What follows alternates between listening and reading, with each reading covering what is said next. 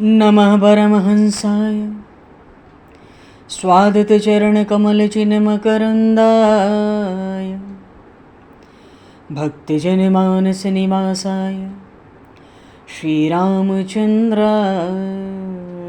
नमः।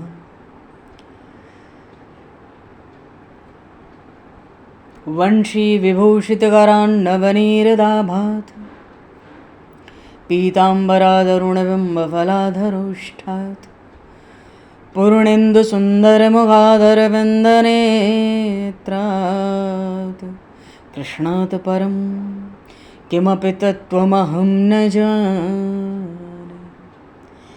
वागीशायस्य वदने लक्ष्मीर्यस्य च वक्षसि यस्तास्ते हृदये संविततं नरसिंहम् अहं भजे।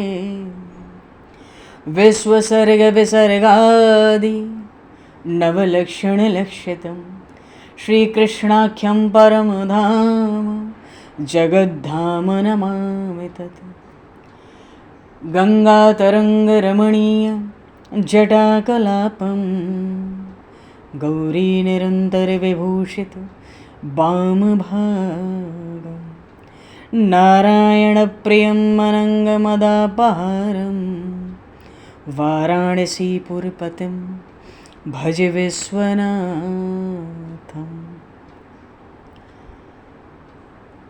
प्रह्लादनारदपराशरपुण्डरीक व्यासयम्बरीशशुकशौनकभीष्मदालभान् रुकुमाङ्गदर्जुनवसिष्ठविभीषणादीन् एतानहं परं भागवतान् नमाम्यहम्।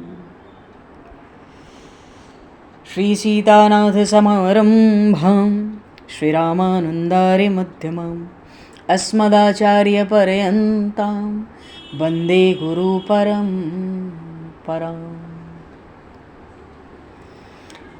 वाञ्छाकल्पतरुभ्यश्च कृपासिन्धुभ्य एव च पतितानां पावनेभ्यो वैष्णवेभ्यो नमो नमः। योगेन्द्राय नमस्तस्मै शुकाय ब्रह्मरूपिणे संसारसर्पदष्टमयो विष्णुरात्ममुच्यत। नारायणं नमस्कृत्य नरं चैव नरोत्तमं देवं सरस्वतं व्यासं ततो जयमुदीरये। गोविंद जय जय गोपाल जय जय गोविंद जय जय गोपाल जय गोविंद जय जय गोपाल जय जय गोविंद जय जय गोपाल जय श्री राधारमण हरि गोविंद जय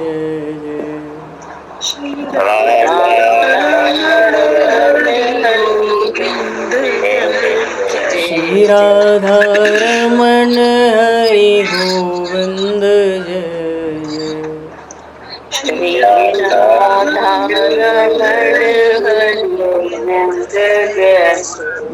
श्री राम जय जय ऋषिकेश जय जय श्री राम जय जय ऋषिकेश जय। श्री राम जय जय ऋषिकेश जय जय श्री राम जय जय ऋषिकेश जय। सीतारमण रघुनाथ जय जय सीतारमण राम रघुनाथ जय जय। सीतारमण राम रघुनाथ जय जय सीतारमण राम रघुनाथ जय। श्री वृंदावन बिहारी लाल की जय। श्री जमुना महारानी की जय। श्री गिरिराज महाराज की जय, श्री गिरिराज धरणे की जय, समस्त गौवंश की जय, 84 कोस ब्रजमंडल धाम की जय, श्री वेदव्यास जी महाराज की जय, श्री सुखदेव जी महाराज की जय, श्री शुत शौनक आदि ऋषियों की जय, श्री सद्गुरुदेव भगवान की जय, सब संतन की जय, सब भक्तन की जय, समस्त वैष्णवन की जय, समस्त पूर्वाचार्य चरणन की जय, समस्त संप्रदाचार्यन की जय, श्री सद्गुरुदेव भगवान की जय। गंगा मैया की जय, जमुना मैया की जय, सरयू मैया की जय, गौ माता की जय, तुलसी माता की जय, पृथ्वी माता की जय, काशी महारानी की जय। जय जय श्री सीताराम, जय जय श्री राधेश्याम। नमः पार्वती पते हर हर महादेव। हरिशरणम। अनंत कोटि ब्रह्मांड नायक सर्वेश्वर पूर्ण परात्पर ब्रह्म, असंख्य कल्याण गुणगण निलय,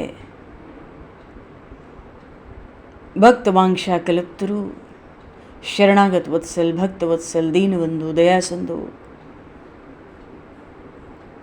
सच्चिदानंदमय श्री विग्रह भगवान श्री राधा माधव की महती कृपा करुणा से परम पावन 84 कोस ब्रजमंडल धाम के हृदय स्थल श्री धाम वृंदावन से महापुरुषों के परम अनुग्रह से आप सभी श्रद्धालु भक्त वैष्णवों की मंगल एवं पावन सन्निधि में मानव जीवन का सर्वोत्कृष्ट फल भगवत गुणगान, भगवत कथा, भगवत कीर्तन का आनंद हम सभी श्रीमद् भागवत महापुराण की आनंद कथा के माध्यम से प्राप्त करने जा रहे हैं।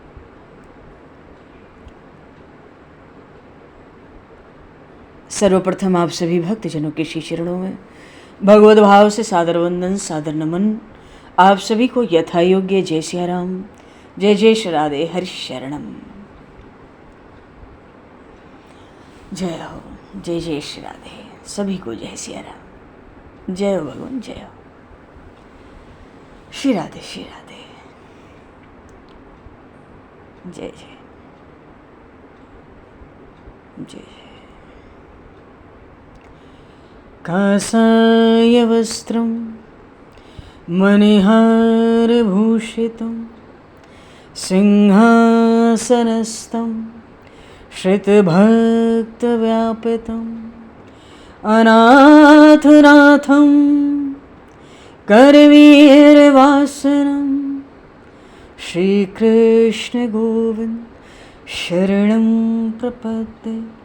श्रीकृष्ण गोविंद मनसा स्मरामि। श्रीमद् भागवत का जो 5वां स्कंद है, ये परमहंसों की संहिता। भागवत को कहते ही हैं कि भागवत परमहंसों की संहिता है। तो परमहंस 2 तरह के होते हैं। आज परमहंसों पे चर्चा होगी। आज क्या संपूर्ण श्रीमद् भागवत का 5वां स्कंद ही परमहंसों का है, इसलिए भागवत जी को परमहंसों की संहिता कहा गया है। अब कोई कहे जी परमहंस है तो उसको भागवत से क्या लेना देना, अभी भागवत पढ़ने सुनने को बचा है। हाँ जी, ये भागवत भक्ति, ज्ञान, वैराग्य और तपस्या का अपार सिंधु है, इसलिए ये परमहंसों की भी संहिता है। तो 5वां स्कंद तो परमहंसों का है। और परमहंस 2 प्रकार के होते हैं। एक तो ज्ञानी होते हैं, एक परमहंस होते हैं ज्ञानी, और दूसरे परमहंस जो होते हैं ना, उनको हम कहते हैं भागवत परमहंस।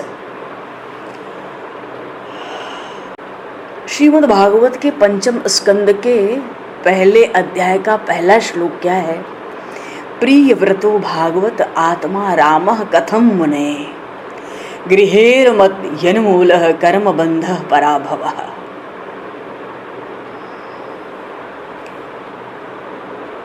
अच्छा, भगवान चेतन स्वरूप है। चेतन किसको कहते हैं? अगर सावधानी से थोड़ा श्रवण करें, देखो इसके आरंभ में ही परमहंस ऋषभदेव जी का चरित्र है। इनके बाद परमहंस भरत जी महाराज जड़ भरत जी का चरित्र है। अद्भुत चरित्र है। परमहंस ऋषभदेव भगवान के अवतार हैं और राजर्षि भरत जड़ भरत की कथा से कौन परिचित नहीं है? ये सब परमहंस हैं। इन सबके चरित्र 5वें स्कंद में है, पर बहुत ही सावधानी से श्रवण करना है।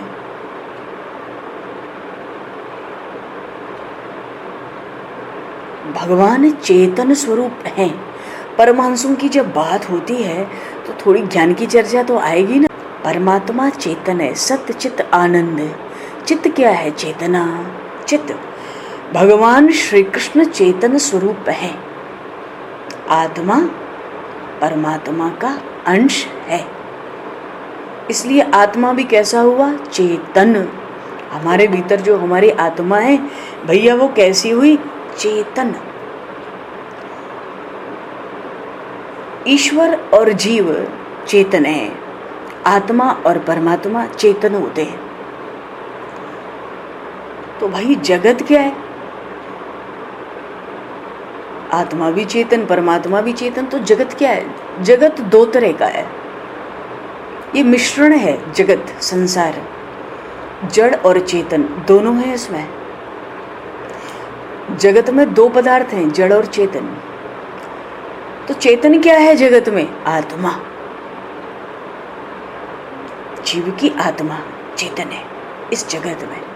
और जगत में जड़ क्या है? हमारा शरीर।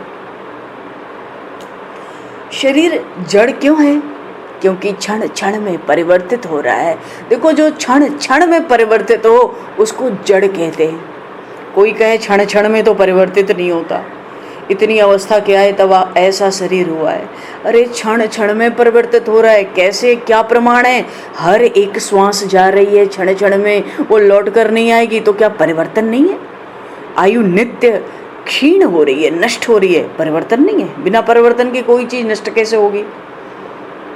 बिना परिवर्तन के पैदा नहीं होती तो नष्ट कैसे होगी? तो शरीर तो जगत में दोनों बातें हैं, जड़ और चेतन। शरीर जड़ है और आत्मा चेतन। तो जड़ वो जो क्षण क्षण में बदलता चले, और जिसका स्वरूप सदैव एक सा रहता है ना, उसको कहते हैं चेतन। तो परमात्मा चेतन, आत्मा चेतन, पर ये संसार में जड़ और चेतन दोनों। संसार में जड़ भाग क्या है? जो क्षण क्षण बदल रहा है, जो नष्ट हो रहा है, जो विनाशी है। और संसार में चेतन क्या है? जीवात्मा, आत्मा। कहने का भाव है जड़ प्रत्येक क्षण में बदलता है, पर चेतन जो है अपरिवर्तित रहता है। पर ये दोनों दो तत्व हैं, जड़ और चेतन, ये एक दूसरे से बिल्कुल अलग है। इनमें कुछ भी समानता नहीं है। हैं तो भिन्न, जैसे शरीर जड़, आत्मा चेतन, हैं तो भिन्न, पर मालूम पड़ते हैं बिल्कुल एक। है ना बात? ये कहना सहज है कि मैं शरीर नहीं हूं, ये धारण करना बहुत कठिन है। तो शरीर और आत्मा एकदम भिन्न है, जड़ और चेतन ये तत्व बिल्कुल भिन्न है, कुछ भी समानता नहीं है। पर फिर भी बड़ा कठिन है शरीर और आत्मा को अलग अलग मानना। कहना सरल है, आचरण में होना बहुत कठिन है। जैसे उतना ही कठिन है जैसे दूध और पानी मिला दो, दोनों मिलके एक हो गए, फिर इनको अलग करना बहुत कठिन है। पर दूध पानी तो अलग अलग ही है, पर ये मिल गए ना, मिलके एक रूप बन गए, एक बन गए, इसलिए अब अलग करना कठिन होता है। तो शरीर और आत्मा बिल्कुल अलग अलग हैं, पर ये मिलकर एक हो गए। अब इनको कठिन अलग करना बहुत कठिन है। शरीर के जड़ से चेतन आत्मा को अलग करना बहुत कठिन है। हमने हंसों का नाम सुना होगा। हंस के अंदर, मानसरोवर में प्रायः हंस पाए जाते हैं।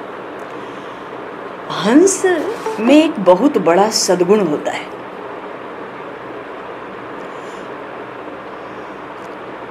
क्या दूध और पानी को एक करके हंस के सामने हम रख दें तो हंस पानी छोड़ देता है जल को और दूध पी जाता है, सब दूध पी जाएगा और जल बच जाएगा। ये हंस का बहुत बड़ा सद्गुण है, एक सद्गुण है, और भी इसमें बहुत गुण होते हैं। तो बात देखो यही हुई, हमें पहले हंस बनना है, परमहंस तो बाद में। हंस बनने का अर्थ है कि जगत में ये जो जड़ और चेतन दोनों है ना, जगत में दूध और पानी इकट्ठे हो गए हैं, जड़ शरीर है, चेतन आत्मा है, दोनों का मिश्रण हो गया है, दोनों मिल गए हैं। तो परमहंस क्या करते हैं? हंस तो दूध पी लेता है, जल छोड़ देता है, और जो परमहंस है, किसको कहते हैं परमहंस? परमहंस वो जो शरीर से आत्मा को अलग कर देते हैं। हंस की तरह, जैसे हंस दूध पी लेता है, जल छोड़ देता है, परमहंस शरीर से आत्मा को अलग कर देते हैं। कैसे अलग करते हैं? परमहंस मानते हैं कि इस शरीर से मैं भिन्न हूँ, मैं परमात्मा का अंश हूँ, शरीर का दुख मेरा दुख नहीं है और शरीर का सुख मेरा सुख नहीं है। क्यों? मैं तो आनंद रूप हूँ, सच्चिदानंद घन रूप हूँ, सच्चिदानंद परमात्मा का अंश हूँ। पंचम स्कंद में परमहंसों की कथा है, श्रीमद् भागवत ही परमहंसों की संहिता है। एक बार इन परमहंसों को थोड़ा बड़ी सावधानी से, थोड़ा तो नहीं, बड़ी सावधानी से श्रवण करें तो हमें ये भी पता पड़ेगी कि भागवत को परमहंसों की संहिता क्यों कहते हैं। अच्छा देखो, नारियल होता है ना, नारियल के ऊपर कवच कितना कड़ा होता है, जटिल, और उस कवच के भीतर नारियल का जो गर्भ है, जो फल होता है, कवच तो कठोर होता है पर फल कितना कोमल होता है, नारियल का होता है ना। ऐसे ही शरीर का कवच बड़ा कठोर है आत्मा के लिए, आत्मा बड़ी कोमल, बड़ी रसमय, बड़ी आनंदमय है। तो नारियल का कवच बड़ा कठोर होता है और उसका फल बड़ा कोमल होता है। कवच नीरस होता है ना, शरीर भी नीरस है क्योंकि जड़ है, पर उसका फल तो सरस होता है। कवच में, नारियल के ऊपर जो कवच होता है कठोर सा, उसमें कोई स्वाद नहीं है, पर फल में स्वाद है। शरीर में कोई रस नहीं, आनंद नहीं है, आत्मा में रस है, आत्मा रसमय है, आनंद रूप है, नारियल के फल की तरह, और शरीर तो नारियल के कवच की तरह। एक बात ध्यान दो, जब तक नारियल में पानी रहता है ना, तब तक उस नारियल का जो कवच है ना, वो अंदर के फल को पकड़ के रखता है, जकड़ कर रखता है, और तब तक हम नारियल के कवच से फल को अलग करें तो बहुत कठिन है, क्योंकि नारियल में अभी पानी है, कवच अलग होगा नहीं, बहुत कठिन है। हाँ, कैसे अलग होगा? अगर कवच को और नारियल को, फल को अलग करना पड़े तो कैसे होगा? जब बहुत तेज गर्मी पड़ती है ना, ये गर्मी ही तपस्या है, जीवन का संयम है। जब बहुत तेज गर्मी पड़ती है तो नारियल के भीतर का पानी सूख जाता है, तब नारियल का फल और कवच दोनों अलग अलग हो जाते हैं। ठीक बात है? बात ठीक है ना? बात सिद्धांत की है, पर अपने बहुत काम की है। ये दृष्टांत बड़ा लाभकारी है। बहुत गर्मी पड़ेगी, पानी सूख जाएगा नारियल का, फिर कवच अलग हो जाएगा, फल अलग हो जाएगा, और जब तक पानी था तब तक कवच अलग हो नहीं पाता है, बहुत कठिन है। तो बहुत गर्मी ही तपस्या है, संयम है, समस्त इंद्रियों का संयम। संयम से शक्ति बढ़ेगी, लोभ नष्ट होगा तो भक्ति होगी। जहाँ संयम नहीं है, लोभ है, तृष्णा है, वहाँ भक्ति की कोई संभावना दूर दूर तक नहीं है। हम थोड़ा विचार करें, ध्यान करें तो हम समझेंगे कि शरीर कवच जैसा है और शरीर के भीतर जो आत्मा स्थित है ये नारियल के फल जैसा है।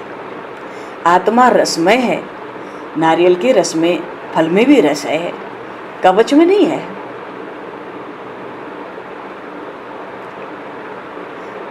तो जब तक पानी नारियल में है वो अपने गर्भ को छोड़ता ही नहीं, फल को कवच छोड़ता ही नहीं, उससे चिपका ही रहता है। इसका अर्थ क्या है? जब तक नारियल में पानी है, नारियल का कवच उस फल को नहीं छोड़ता। क्या मतलब हुआ? मतलब ये है कि संसार का विषय सुख जिसको सरस लगता है ना, संसार के विषय जिसे मीठे लगते हैं, संसार में सुख जिसको मिलता रहता है ना, अच्छा लगता है, वो शरीर से आत्मा को अलग नहीं देख सकता। जब तक नारियल में रस है, कवच अलग नहीं होगा, क्योंकि रस है ना। अगर हमारे जीवन में विषय का रस सूख जाए, तब शरीर से आत्मा अलग दिखाई देगा। तब संसार का सब सुख बड़ा तुच्छ मालूम पड़ेगा। संसार के सब विषय सुख भोग कड़वे लगेंगे, और तब मेरा मन वहां से हट जाएगा। मन हटा, क्योंकि आनंद का स्वाद कवच में नहीं है, शरीर में नहीं है। रस तो फल में है, आनंद तो आत्मा में है। शरीर रस में नहीं है, आत्मा रस में है। आनंद में तो परमात्मा है ना, इसलिए आत्मा रसमय है। तो ये जो ज्ञानी परमहंस होते हैं, ज्ञानी, ध्यान दो, ज्ञानी शरीर से आत्मा को ऐसा विचार कर करके, या उनकी और जो युक्ति हो, विचार कर करके अलग कर लेते हैं आत्मा को शरीर से अलग। ज्ञानी दो तरह के होते हैं, ज्ञानी दो प्रकार के हैं। कहीं भी भागवत परमहंस और ज्ञानी परमहंस। तो पहले देखो, हम ज्ञानी परमहंस की चर्चा हम लोग करेंगे। इनका सिद्धांत, ज्ञानी परमहंस ऐसा मानते हैं कि जो दिख रहा है वो सब झूठ है, असत्य।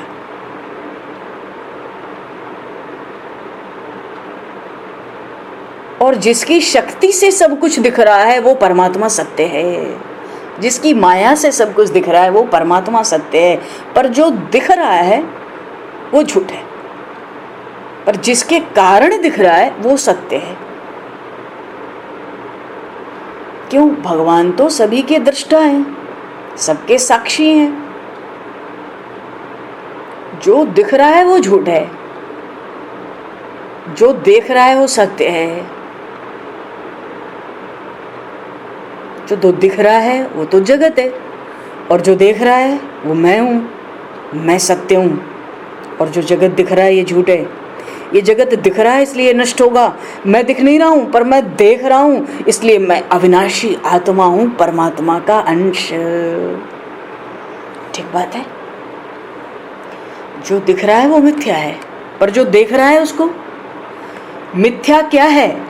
उसको देखने वाला वो अविनाशी होता है। जो दिखता है वो विनाशी होता है। जो दिखता है वो जड़ है, वो दृश्य है।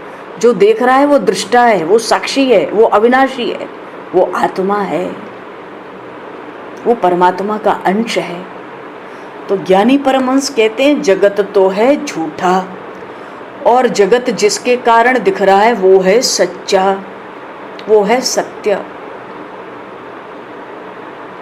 तो जो दिख रहा है वो झूठा क्यों है? क्योंकि क्षण क्षण में बदल रहा है, इसलिए दुख देता है। एक सुख मिला, अब वो सुख की तरह रहेगा नहीं, थोड़ी देर में दुख बन जाएगा, फिर सुख बन जाएगा, फिर दुख बन जाएगा। अरे भैया, इतना बदलोगे तो हमारी दोस्ती तुमसे कैसे होगी? क्यों? हम तो बदलते नहीं, हम तो आत्माएं। पर शरीर संसार बदल रहा है तो हमारी तुम्हारी मित्रता कैसे बनेगी? तुम बदलने का स्वभाव छोड़ो, पर जगत में ये स्वभाव कहाँ से आवे? ये तो प्रकृति है, ये तो बदलेगी क्षण क्षण। इसलिए संसार दुख रूप है। अगर ये बदलता नहीं तो सुख रूप होता है, पर यहाँ सब कुछ बदल जाता है। आज छोटा सा पौधा है, कल बड़ा हो गया। आज फूल है, कल फल आ गए। आज हम बच्चे हैं, कल जवान है, परसों बुढ़ापा है ही नहीं। फिर हर चीज़ तो बदल रही है, कोई चीज़ स्थिर नहीं है। इसलिए सब जड़ है, नाशवान है, झूठी है। ज्ञानी परमहंस कहते ये जो दिख रहा है सब झूठा है, पर हम देखने वाले हैं, परमात्मा के कारण सब दिख रहा है, वो सच्चा है। तो ज्ञानी पुरुष ऐसा विचार करके परमात्मा के साथ प्रेम करते हैं। जो दिख रहा है वहां से अपनी दृष्टि हटा लेते हैं, आंख बंद करके समाधि लगाते हैं। क्या करते हैं? जो दिख रहा है आँख क्यों बंद करते हैं, समाधि क्यों लगाते हैं? जो दिख रहा है झूठा है तो आँख बंद कर लो, दृष्टि हटाओ यहाँ से, झूठे को क्या देखना है। दूसरी बात, श्री स्वामी शंकराचार्य भगवान के बाद जो आचार्य हुए, अच्छी कौन कौन हुए? जैसे श्री रामानुजाचार्य जी महाराज हुए, भगवान श्री चैतन्य महाप्रभु हुए, ये आदि सभी वैष्णव आचार्य हैं। इनका सिद्धांत थोड़ा अलग है। क्या है? ये ज्ञानी परमहंस थे ना, अभी ज्ञानी परमहंसों की चर्चा हुई, अब भागवत परमहंस की चर्चा हम लोग करेंगे, स्मरण करेंगे। इन परमहंसों के श्री चरणों में कोटि कोटि नमन करेंगे, क्योंकि सबका लक्ष्य एक है। सिद्धांत में थोड़ा अंतर भले ही हो, मार्ग में थोड़ा अंतर भले ही हो, पर लक्ष्य सबका एक है। अब ये भागवत परमहंस क्या है? जो वैष्णव आचार्य हैं। वैष्णव आचार्य भक्ति की स्थापना भली भांति करने, भक्ति का प्रचार करने, भगवान श्री रामकृष्ण नारायण का गुणगान, उनकी लीला कथाओं का विस्तार करने के लिए इनका प्रागट्य अवतार हुआ। ये वैष्णव आचार्य कहलाते हैं। पर हम लोग वैष्णव परमहंसों की, भागवत परमहंसों की बात कर रहे हैं। ये जो वैष्णव आचार्य हैं, जो भक्ति का डंका बजाने के लिए आते हैं ना, इनको हम लोग भागवत परमहंस कहते हैं। इनका सिद्धांत क्या है? ये भागवत परमहंस जगत को सत्य मानते हैं। भागवत जी में दोनों सिद्धांत हैं। देखो, सिद्धांत को एक बार समझें तो ऋषभ देव भगवान के चरित्र में भी खूब रस मिलेगा, और जड़ भरत जी महाराज के चरित्र में भी खूब रस मिलेगा, क्योंकि सुखदेव जी महाराज ने तो भरत जी का ऐसा दिव्य वर्णन किया है चरित्र का, वाह क्या पूछ रहा है। पर सिद्धांत तो भीतर जम जाए एक बार। क्यों? भगवान ऋषभदेव ज्ञानी परमहंस हैं। जो दिख रहा है झूठ है, परमात्मा के कारण दिख रहा है वो परमात्मा सच्चा है। जगत से दृष्टि हटाओ, परमात्मा में स्थिर करो। ये ज्ञानी परमहंसों का मार्ग है। भगवान ऋषभदेव ज्ञानी परमहंस हैं, और भरत जी महाराज भागवत परमहंस हैं, वैष्णव आचार्य हैं, भक्ति का डंका बजाने आए हैं। तो जो चैतन्य महाप्रभु हैं, स्वामी रामानुजाचार्य जी महाराज हैं, श्री रामानंदाचार्य जी महाराज हैं, श्री माधवाचार्य जी महाराज हैं, श्री विष्णु स्वामी संप्रदाय है, श्री निम्बार्क संप्रदाय है, ये सब वैष्णव आचार्य कौन है? ये भागवत परमहंस हैं। इनका सिद्धांत ये है कि जगत सत्य है, झूठ नहीं, सत्य है। क्यों भैया? अजी जगत को असत्य कहना सरल है, पर ऐसा समझना तो बहुत कठिन है ना। भक्तों से ज्यादा तपस्या तो हो नहीं पाती, शरीर को कष्ट दे नहीं पाते, सहज काम करते हैं भक्तजन।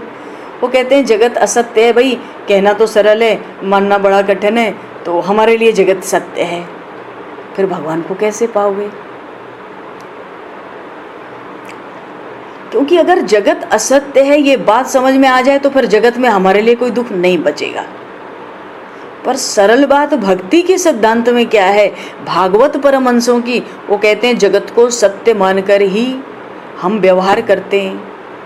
हमारे लिए संसार दुख रूप नहीं सुख रूप है, हम ऐसा मानकर व्यवहार करते हैं। संसार के सुख दुखमय हैं ऐसा कहना सरल है, किंतु ये समझना बड़ा कठिन है। संसार में सुख भी मिले और हम कहें ये दुख रूप है, दुखमय है, समझना कठिन है। अच्छा मानो कहीं बड़ी कथा हो रही है, लोग कथा सुनने गए, तो कोई कथा सुन के बाहर आया तो मानो पता लगा कि कोई जूते ले गया। अब जूते कोई ले गया, अब वो परेशान हो रहा है जिसके जूते गए। मानो उसके बगल में कोई आवे और कह दे अरे तुम क्या परेशान हो रहे हो जूते के लिए, जगत तो असत्य है। मान लो कोई ज्ञानी आके बगल में कह दे जगत असत्य है, जूते के लिए क्या परेशान हो, तो वो सामान्य आदमी संसार का तो ये कहेगा भाई अपना ज्ञान अपने पास रख ले, बिना जूते पहने धूप में चलना पड़ेगा ना। तो जगत असत्य है, देखूंगा तेरा ज्ञान कब तक टिकता है। बात यह है कि हम कहते तो हैं कि जगत असत्य है, पर इस ज्ञान को हम समझते तो है नहीं, मात्र बोल लेते हैं। पर जगत असत्य है, झूठा है, ऐसा बोलने से लाभ नहीं है, अनुभव से लाभ है। कहने का भाव है साधारण व्यक्ति के लिए, हम जैसों के लिए तो ये सिद्धांत बहुत कठिन है ना कि जगत असत्य है। इसलिए वैष्णव आचार्यों ने, जिन्होंने भक्ति का प्रचार प्रसार किया, भक्ति के डंके बजाने आए, उन आचार्यों का कहना है जगत आपको सत्य मालूम देता है ना, हाँ तो जगत सत्य है। तो जगत सत्य है, इसके साथ तीन बात हमारी मान लो, हर झूठी चीज को हम सच्ची बना देंगे। ये भक्ति के आचार्य कहते हैं, भागवत परमहंस कहते हैं। चलो हमने तुम्हारे लिए, तुम्हें आंख से दिखता है, हम इसको कहते हैं ठीक दिखता है, सच्चा देखते हो तुम, मेरी तीन बात मान लो देखने के साथ। क्या? पहला सिद्धांत, जगत में जो कुछ भी है परमात्मा का है। पहली बात क्या माननी है भक्ति में? जो दिख रहा है वो ठीक है, सच है, वही है, पर जो कुछ भी है सब कुछ परमात्मा का है, हमारा कुछ भी नहीं है। ये पहली बात है, भागवत परमहंसों की पहली बात। जगत में जो कुछ है सब कुछ परमात्मा का है, हमारा कुछ नहीं है। दूसरी बात, इस शरीर के मालिक परमात्मा हैं, हम इसके मालिक नहीं हैं। हम मालिक होते तो रोग होता, हम मालिक होते तो उम्र इतनी जल्दी जल्दी बढ़ती, शरीर के हम मालिक होते तो हम अपनी रक्षा नहीं कर लेते। तो इस शरीर का मालिक परमात्मा है, हम इसके मालिक नहीं हैं, ये दूसरी बात। तीसरी बात जो भागवत परमहंसों ने, वैष्णव आचार्यों ने बताई, कहते हैं इस जगत में जो दिख रहा है भगवान का रूप मान लो, झूठा मत मानो जगत को, भगवान की लीला मानो। सब भगवान का रूप है, भगवान अलग अलग रूप में लीला कर रहे हैं, अलग अलग आकार, अलग अलग नाम, अलग अलग लीला, पर हैं भगवान। ये सब सीताराम जी के स्वरूप हैं, अनेकों स्वरूपों में प्रभु दर्शन दे रहे हैं। हरिरेव जगत जगदेव हरि है, हरिरेव जगत जगदेव हरि है। सिया राम मैं सब जग जानी, करहूं प्रणाम जोरी जुग पानी। तो जो कुछ है, जो कुछ दिख रहा है सब परमात्मा का है, हमारा नहीं है। दूसरी बात, हम अपने शरीर के मालिक नहीं है, परमात्मा ही हमारे शरीर का मालिक है। तीसरी बात, जो कुछ दिख रहा है वो भगवान का स्वरूप है। बस अब जगत सच्चा है। तो जब भगवान का ही है, हम अपने शरीर के भी मालिक नहीं, सब कुछ भगवान के ही स्वरूप का है, तो हम जगत का मोह छोड़ के उस जगदीश्वर के साथ प्रेम करें तब तो बात है, नहीं तो धक्के खाएंगे, चक्कर में पड़ेंगे 84 के। जगत का मोह छोड़कर जगदीश्वर के साथ हम प्रेम करें, ऐसा प्रेम करें कि उन परमात्मा में तन्मय हो जाएं। सूत जी ने जब भागवत की कथा सुनाई सौनक आदि ऋषियों को, सूत जी बड़ा सावधान कर रहे हैं परमहंसों के चरित्र से पहले। सावधान, बहुत सावधानी से परमहंसों का चरित्र श्रवण करना है, नहीं तो भगवान ऋषभदेव और जड़ भरत के चरित्र में अंतर मालूम नहीं पड़ेगा ठीक से। एक ज्ञानी परमहंस है, एक भागवत परमहंस है, पर दोनों का लक्ष्य एक है, मार्ग में थोड़ा अंतर है, आचार्यों में थोड़ा मतभेद है, सभी का लक्ष्य एक है। इसलिए कभी भी किसी का खंडन नहीं करना। खंडन करने से, किसी भी मत, किसी भी संप्रदाय का खंडन करने से मन बिगड़ जाता है। कभी खंडन का विचार हम अपने भीतर न लावें। सबके लिए समान आदर, हमें खंडन नहीं करना है, हमें मंडन करना है। भागवत में दोनों सिद्धांत एक साथ हैं। जिसको जगत असत्य लगता है वो ज्ञान मार्ग का है, भगवान की आराधना कर रहा है ज्ञान के मार्ग से।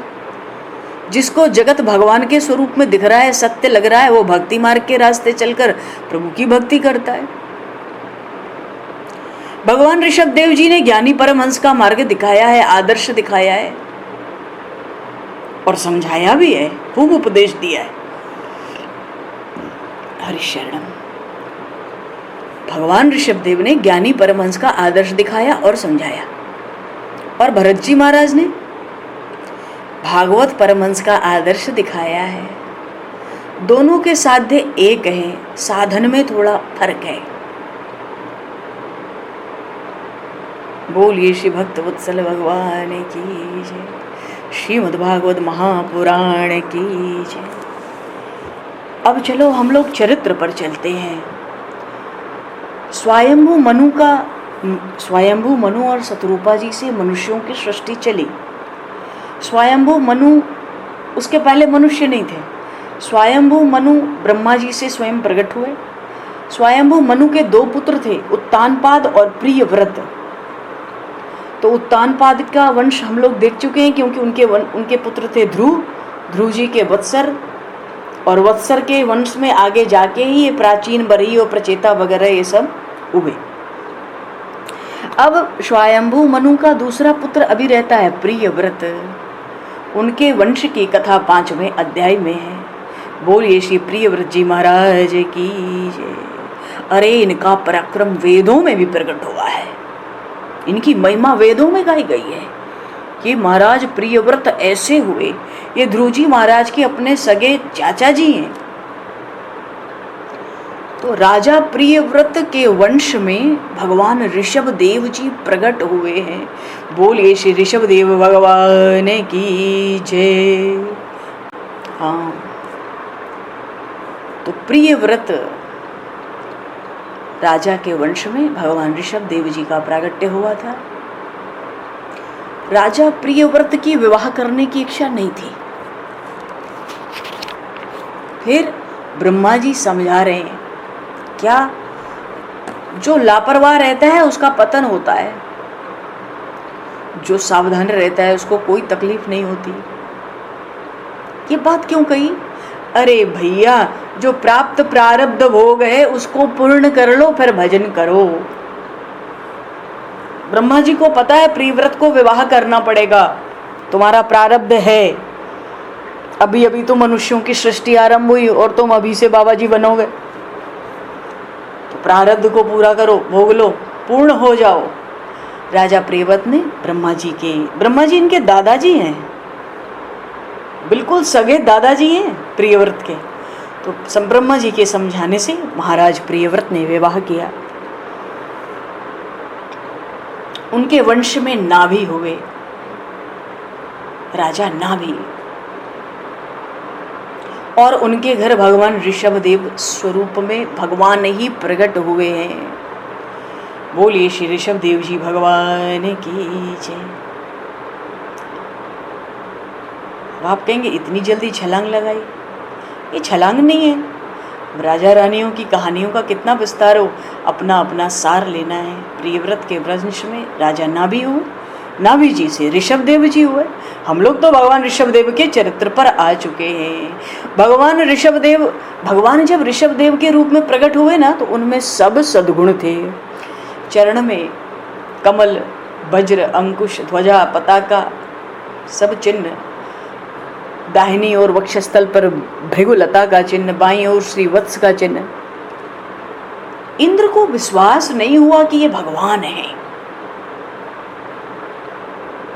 अच्छा, भगवान ऋषभ देव के रूप में भगवान ने अवतार क्यों लिया? मोक्ष मार्ग का प्रतिपादन करने के लिए, ज्ञानी परमहंसों के मार्ग का प्रतिपादन करने के लिए। ये पहले ज्ञानी परमहंस हुए, इसलिए पीछे सब इनकी ज्ञान की परंपरा में कुछ कुछ महान सिद्ध परमहंस कहलाए।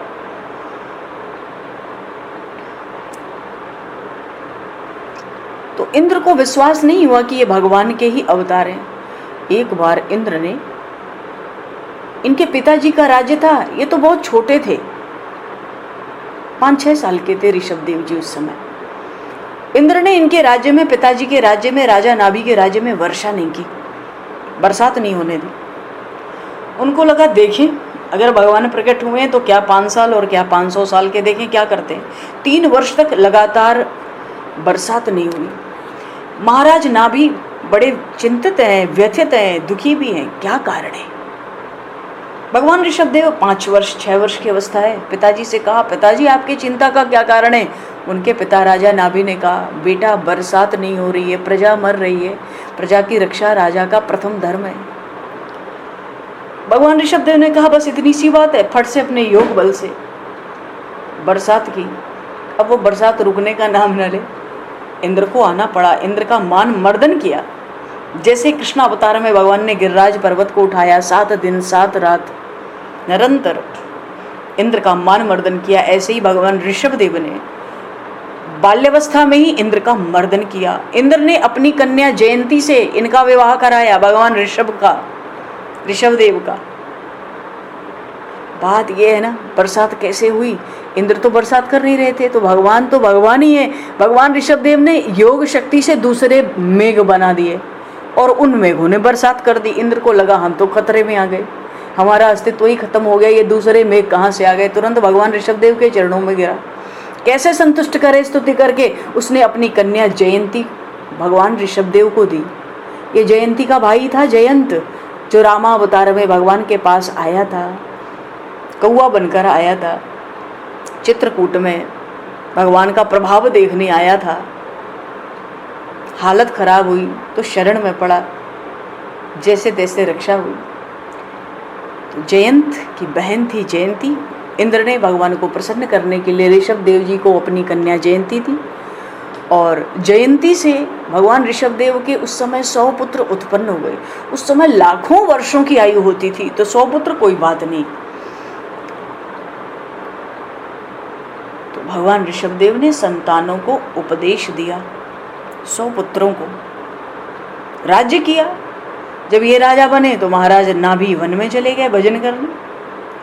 जब इन्होंने राजपाट कर लिया, सब व्यवस्था जमा ली, तो ज़्यादा समय नहीं रुके, 100 पुत्रों को उपदेश दिया और वन में चले गए। अवधूत चर्या धारण की, पहले अवधूत वृत्ति, फिर अजगर वृत्ति। ज्ञानी परमहंसों को मोक्ष मार्ग का आदर्श दिखाया और समझाया। जैसे भगवान श्री राम का अवतार हुआ मर्यादा की रक्षा के लिए, मर्यादा पुरुषोत्तम कहलाए भगवान उस अवतार में। भगवान श्री कृष्ण का अवतार हुआ लीला पुरुषोत्तम कहलाए। भगवान कपिल ने के रूप में भगवान ने अवतार लिया तो सांख्य शास्त्र का उपदेश किया। वराह के रूप में अवतार लिया तो पृथ्वी जो रसातल में दैत्यों ने रखी थी उस पृथ्वी का उद्धार किया। नरसिंह रूप से अवतार लिया तो हिरण्याकश्यप का वध किया। भगवान ने 24 अवतार लिए।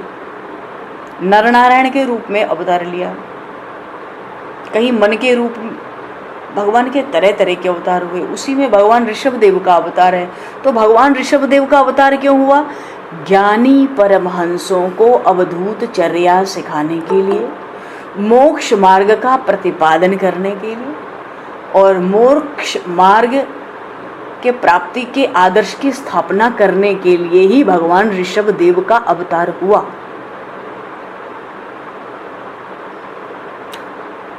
तो जब इनको लगा अब 100 पुत्र हैं, इनके सबसे बड़े पुत्र थे राजर्षि भरत, जो तीसरे जन्म में जड़ भरत कहलाए। 3 जन्म में इनको भगवान की प्राप्ति हुई थी। राजर्षि भरत सबसे बड़े पुत्र थे 100 पुत्रों में से। तो ऋषभ देव भगवान अपने 100 पुत्रों को उपदेश देकर वन में जाएंगे, तब अवधूत चर्या लेंगे। अभी तो बहुत बड़े पृथ्वी, 7 द्वीप वाली पृथ्वी के सम्राट हैं। तो पुत्रों को, अपने संतानों को क्या उपदेश दिया जाते समय? नायम देहो देह भाजाम नृलोके कष्टान कामान हर्ति विडभुजाम ये तपो दिव्यम पुत्र का हेन सत्वम शुद्ध येद्यस्माद ब्रह्म सौख्यम त्वनंतम। 5वें स्कंद में 5वां अध्याय पहले ही श्लोक है। नायम देहो देह भाजाम नृलोके कष्टान कामान हरते विडभुजाम ये तपो दिव्यम पुत्र का एन सत्वम शुद्ध येद्यस्माद ब्रह्म सौख्यम त्वनंतम। कहते हैं मनुष्य का शरीर तप करने के लिए है, क्योंकि संसार का सुख तो पशु पक्षी भी भोगते हैं। जो तप नहीं करता उसका पतन निश्चित है।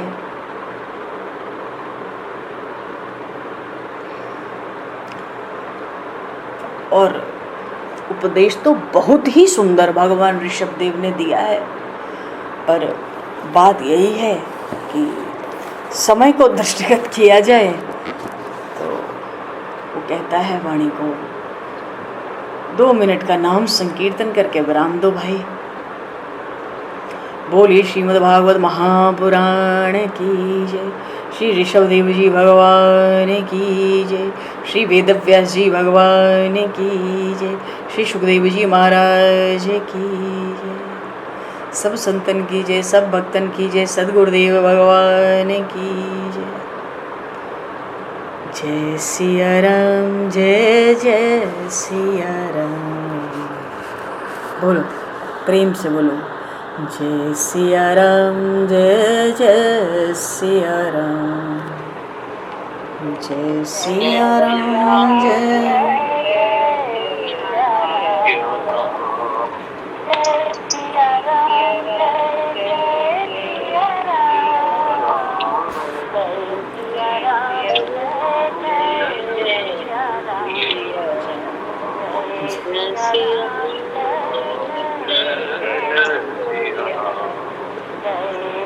राम जय जय